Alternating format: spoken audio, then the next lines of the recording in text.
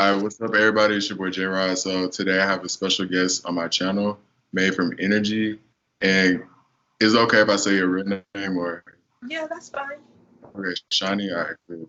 So this is Shani. I found her on YouTube. Well, actually, she found me on YouTube because she commented on one of my videos, and so I decided to look at her channel, and I was really kind of shocked by the similarities that we had, and it was kind of weird. It's almost like she's like the girl version of my channel in a sense.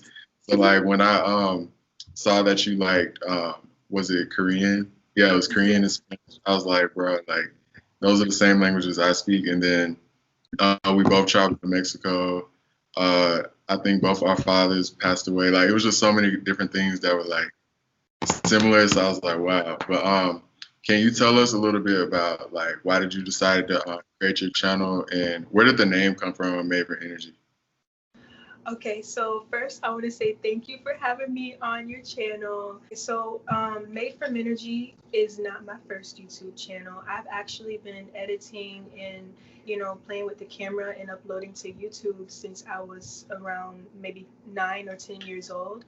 But I used to just like play with my dolls and I've always been interested in it's always kind of been a hobby of mine or just something I just do, like talking in front of the camera and stuff like that. Um, so yeah, ever since I was little, and Made from Energy is not my first YouTube channel. It's just I got the name because I don't know, like I heard it one day. I don't know if I was reading something and I saw something that said like Made from Energy, and I don't know, it stuck with me because I'm an energetic person. So I don't know. But And that's it's a cool just one name. word, Made from Energy, one word. One of the languages that you know is Spanish, obviously, and you're really good at it, by the way. Yeah, her Spanish. So, what inspired you to learn Spanish, or cómo aprendiste? Like, how did you learn? Ever since I was like even back then when I was in school, in middle school, there was a lot of foreigners in my school, and a lot of my friends were like Latinas and also Korean. But like having different types of friends inspired me to want to learn a new language because I didn't want to be limited to like who I talked to and who I would talk to at school and stuff like that. And so yeah, that's why I learned. And then the reason why I started learning Spanish is because like I always knew that like my grandmother on my mom's side is part Puerto Rican, and so I was like, I have some Caribbean in me, but I don't know Spanish, and so it encouraged me even more to want to learn Spanish. So dope. So, recently you have just traveled to my favorite country in the world, Dominican Republic. So, according to my videos, because I know you've seen some of my videos, how accurate do you think my videos were to your experience? Like, do you feel like they're pretty accurate? Well, they are very accurate, actually. When I stumbled across your channel, um, I mean, I had always wanted to go to the Caribbean, either Puerto Rico or the Dominican Republic, and I had been watching different YouTube videos about, like that area, like Puerto Rico and the Dominican Republic. And so when I found your channel, because I didn't know nothing about the Dominican Republic, I have only been to Mexico, and that's it. I didn't even know any Dominican people here in the, where I live. So your videos really helped me to understand like what Dominican people are like and what the country is like and what to expect as a foreigner, American, like, or even a foreigner in general, going to that country. And you had some really good pointers and stuff. And then when I finally did go, um, to tourist over there and like get to know the Dominican Republic, when I did go on that trip, I'm so glad that I binged watched your channel because like you have some really good tips and stuff in there. Everything that you said would be like, how do I describe it, like um the way that you portrayed the Dominican Republic on your channel, it was pretty accurate, like it really was. Okay. That makes me, because sometimes when I be making these videos, I don't know, it's like, am I just the only one who feels this way? Yeah, everything that you said, like even in your pros and cons videos, like every fact about the Dominican Republic that you said, it was definitely spot on. Everywhere from like the cold showers to the good food, like stuff like that. All right. So speaking of Dominican Republic, what was your first impression when you arrived to Santo Domingo? Because you flew into Santo Domingo, right? Yeah, I flew into Santo Domingo. So describe to me that feeling. Like, what was that like? Well, first of all, it was absolutely beautiful. It's such a beautiful island. As soon as we were flying over the Dominican Republic and like landing, I definitely had my head in that window. Like it looks, I mean, my first impression was just wow, this place is so beautiful. The colors, the scenery, the tropical, like how it looks, land or whatever.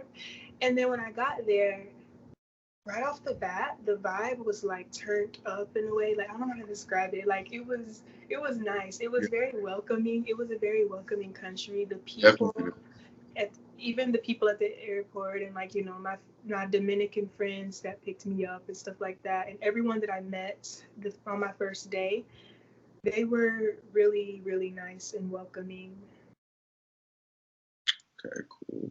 So now we're gonna move into the next question. All right, so the Spanish in the DR now, like I said, you're pretty good at Spanish. You're fluent.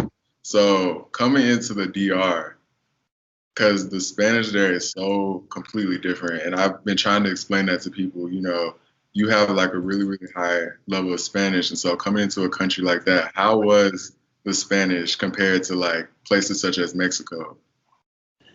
Ooh, okay. So the Spanish in the Dominican Republic, it definitely gave me a hard time. Like I had a hard time on my first, like almost because I was only there for a week. But Mhm. like even though I've been learning Spanish like for like maybe 6 or 7 years now, and I consider myself fluent. Well, when I went to the Dominican Republic, um, it was it was definitely different.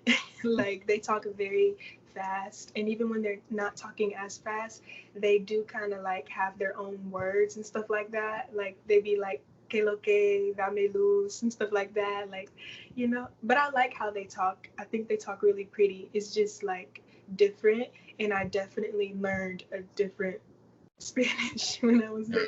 Yeah. And so like I think that was something I was experiencing because when I came in, Mm-hmm. like I would say like I was fluent too, but coming there, it was like the way that they spoke, it just made me feel like I sucked at Spanish because I don't know, it was really weird. And then like in Mexico, for example, like it was much easier for you to speak over there, right? Or like Yeah, communicate. definitely, definitely. In Mexico, the Spanish was more understandable. But yeah, in the Dominican Republic, don't get me wrong, I think they talk really pretty, and I love the unique accent and stuff like that. But I definitely was confused most of the time when everyone was talking. Okay.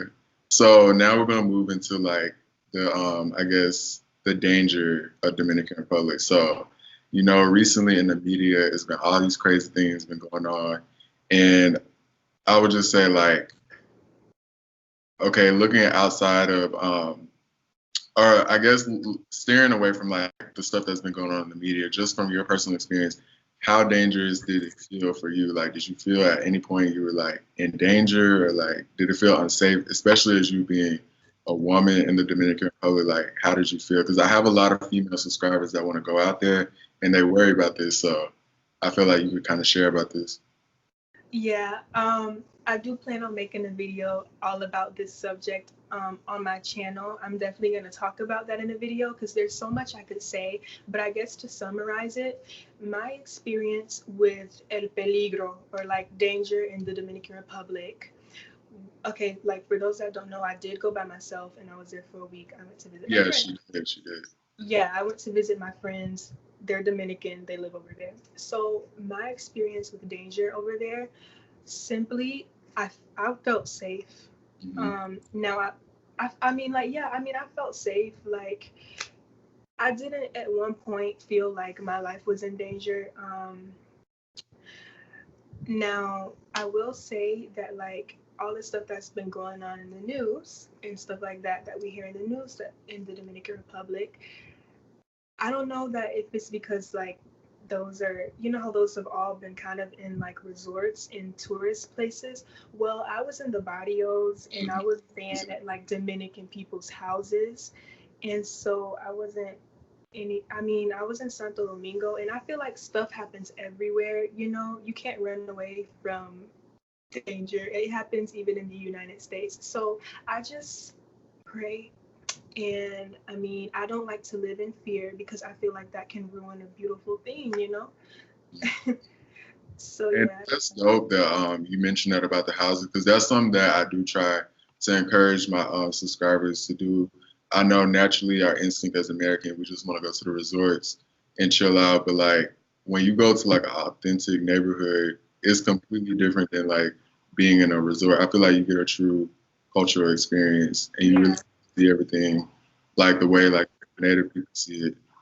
And I mean, obviously, I highly encourage for any of y'all females out there that want to travel to the Dominican Republic, I highly encourage that if you go, well, take a friend, take somebody with you. Don't go alone if you don't know anybody over there. You know, like if you want to go as a tourist and but you don't really know anybody, you don't have connections. Definitely don't. I do not recommend that you go alone.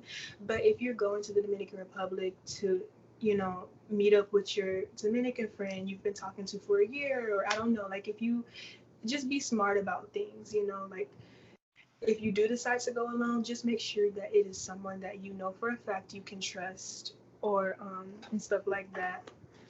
Okay. So like I have this flashlight that I always travel with, but it's a taser. And I was gonna show you that. I've never had to use it, but I don't know. I just travel with it because it makes me feel safe. But I've never had to use it. That's funny. Yeah, that's just something I do to make me feel safer. Like I don't know, but I've never had to use it. I've taken it with me to Mexico, and I did take it to the Dominican Republic. It's just a flashlight, but it is a taser. Like but I've never had to use it. So let me ask you this. Yeah. How was the whole thing? Because you were down there with the Major League Baseball player. Peace. Yeah, David. Yeah. So you were down there with the baseball player during that time. So like, how was that? Because that happened in Santo Domingo, right? Yes. Yeah. Yeah, I was in Santo Domingo at the time I first heard about it, like when it came to my attention.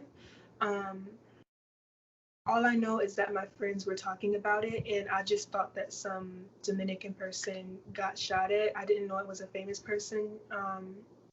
I don't know if it's because they talk so fast, and I don't Yeah. know. But when I started looking at my phone the next day, and I started looking, at what's trending, I saw that that was a famous person, that that he was like worldwide known or whatever, and I was like, oh, it was a bigger deal than I thought it was when it happened. I guess I say that to say this: it's not like the city went crazy. I didn't hear any sirens. I just heard people talking about it, and then I mean, I do feel bad for him, but I wasn't in that area, and Yeah. so yeah. Okay. So aside from that, now I have talked about this in some of my other videos, the driving in Dominican Republic. So how was that like when you were like in the car and you experienced driving in Santo Domingo specifically? I'm gonna make a video about that on my channel too, because I actually just at some points I pulled out my camera and just recorded the way that they drive over there and my reaction. It was pretty scary. I went on a road trip even in the Dominican Republic. I went to Rio Fulobo now to do a collab with another YouTuber there, and the road trip back was at night. So I went on those, driving at night in the Dominican Republic road trip. And Yeah. the only thing that was scary about it was the driving. And even in Santo Domingo in the city, they drive really crazy over there. Like it was actually really scary. Like for me, like they just kind of drive how they want to, like se meta donde quiera, and I would always think that we're finna hit a car, but like they slam on brakes and they just keep going. Like it was definitely pretty scary. Okay, so now I'm gonna move on to my next question. So we both been to Dominican Republic and Mexico. So overall, which one would you prefer and why? DR or Mexico? This is probably the hardest question of the interview, actually, but um, it's just that both countries are so great and unique in their own way, like beautifully unique in their own way. Um, there's things about Mexico that are unique to Mexico that I'm in love with, but I don't, it's not in the DR. And there's things about the DR that I love and I can relate to, but it's not the same feeling in Mexico. I feel like the Dominican Republic,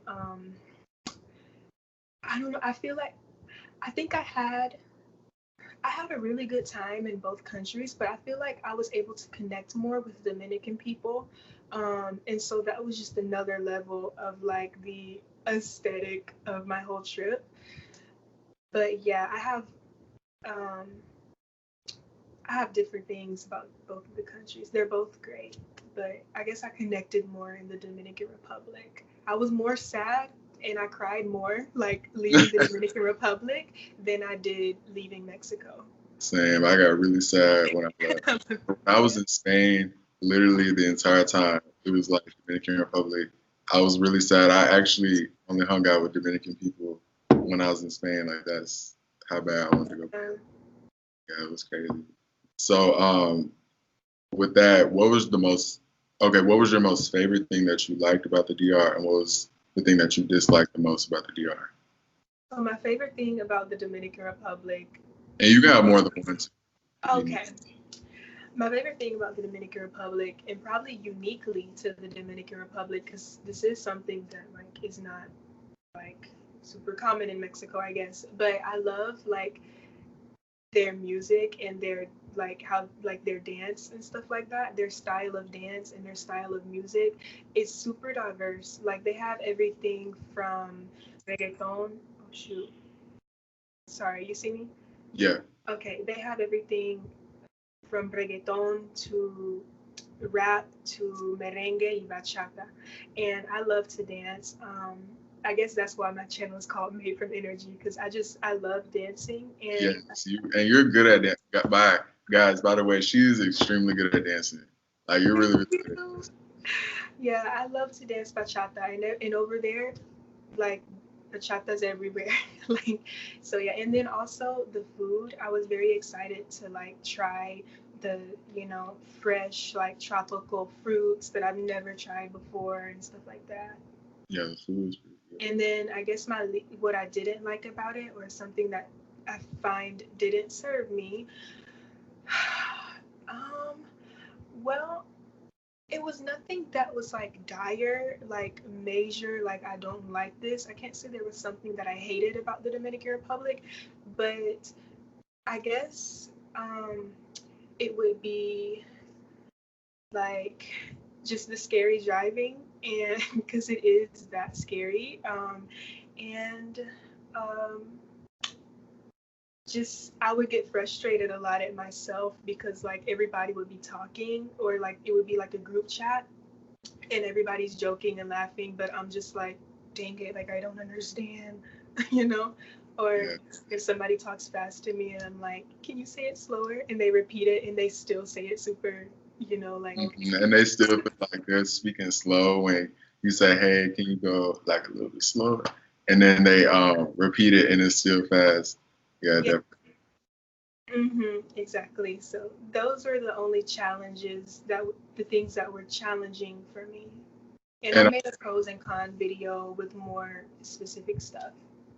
and I think with time, like if you live, because I stayed there a long time, so I was able to like get over that far as the because I was dealing the same issue about like hearing them speak so fast. But I think like if you spend a long time there, then like you'll start to adapt and you'll be able to understand. But um, Definitely. I think When it's I, mhm. oh, what were you gonna say? Yeah, when I first got there, I was super confused. Like, you know, um, communicating wise, I was very confused. Like, I only understood like baby stuff is what I Yeah, say is baby stuff. But now, after being there for a week and then, coming back and still talking to my Dominican friends every day, now I understand a little more. yeah. I picked it up a little better. So, do you have any plans to return to the Dominican Republic? Definitely. My last day in the Dominican Republic, when I was, leaving on my last day there, I all I knew is that I had to, focus on going right back. Like I had to go back, like I do definitely want to go back. Like probably not, maybe if not this year, early next year. Like that's how it is. Like the Dominican Republic, you leave wanting to like have another opportunity to go back because like I said, it is really welcoming and it is really fun and like beautiful. Oh, and I forgot to ask you. I can't believe I forgot to ask this, but you being a black person in the Dominican Republic, did you feel like you were treated any different type of way, or like did you feel threatened? Because that's just like been the biggest thing that's been going on my channel. Everyone's like, oh, they hate black people, which I'm not oblivious to the fact that it's racism and stuff there, and as it is in every country around the world. But like, as you being a black person, did you feel personally threatened during your time in the DR? Uh-huh. Well, first of all, I feel like people that say that they hate black people in the Dominican Republic or that they don't want us black Americans there, I feel like that's completely in ignorance. I would not go somewhere if I felt like my safety was in jeopardy, or if I felt like they wouldn't I wouldn't be accepted, because that's just awkward, But I will say that before I went on my trip, I did worry that people would think that I'm a weirdo because I don't, my Spanish isn't Dominican or perfect, And I remember you were texting me about that. You're like, I'm really nervous Yeah, about how. yeah.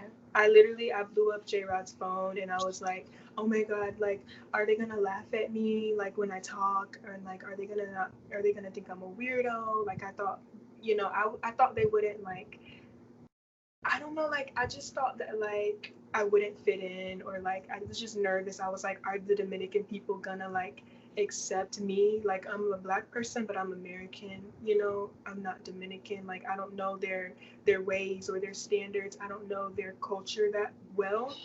But to my like when I actually got there, I was completely wrong. It was the complete opposite of what I thought.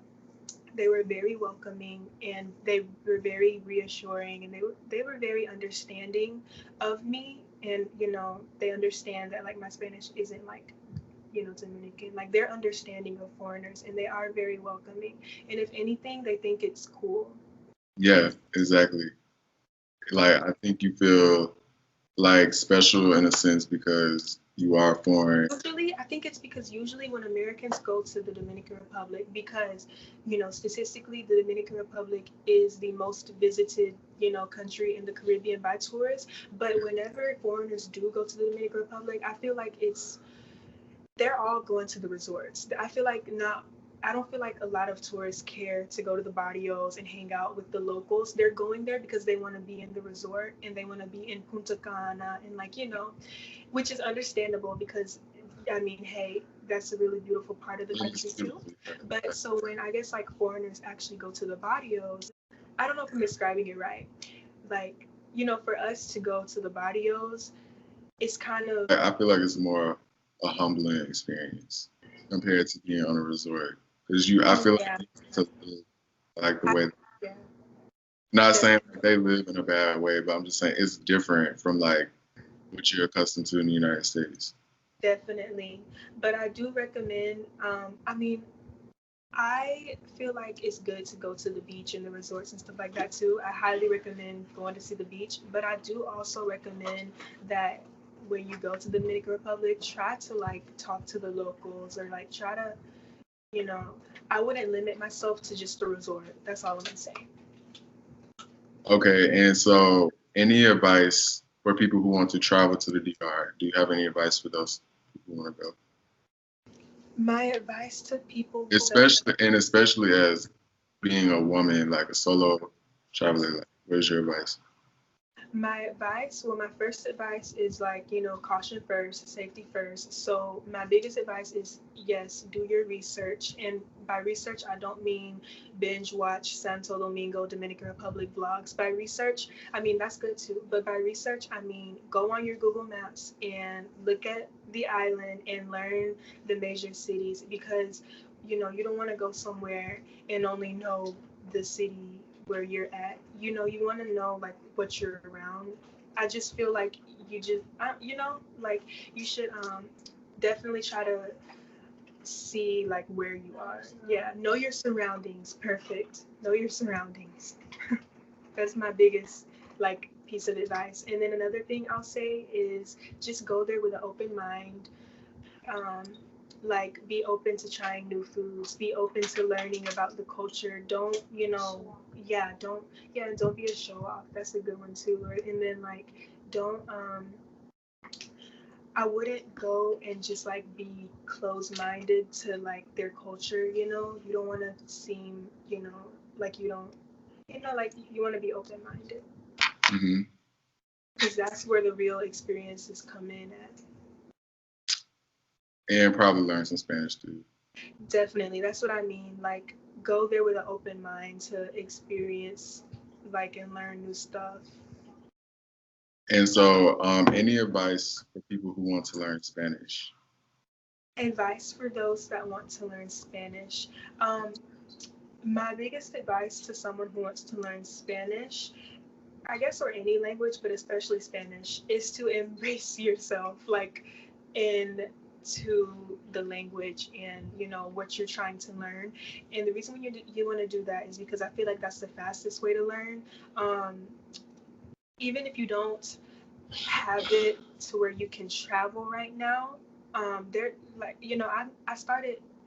I spoke Spanish before I even left the United States for the first time. I was already learning Spanish. So there's definitely ways you can do it here, at home, by watching, soap operas, is, stuff on Netflix, all the way to just like making friends that speak that language so you can have someone to Yeah, talk to. that's a good one. I Me. made a video about how to, learn another language. Yeah, that was Really the one I sad. saw where you were, or where I found out about the Korean thing too. I was like, oh shoot. Yeah, so definitely. There's definitely ways around learning a new language in a fast and fun and effective way. And I have a video all about that. Yeah, definitely, guys. So y'all do need to go check out the channel.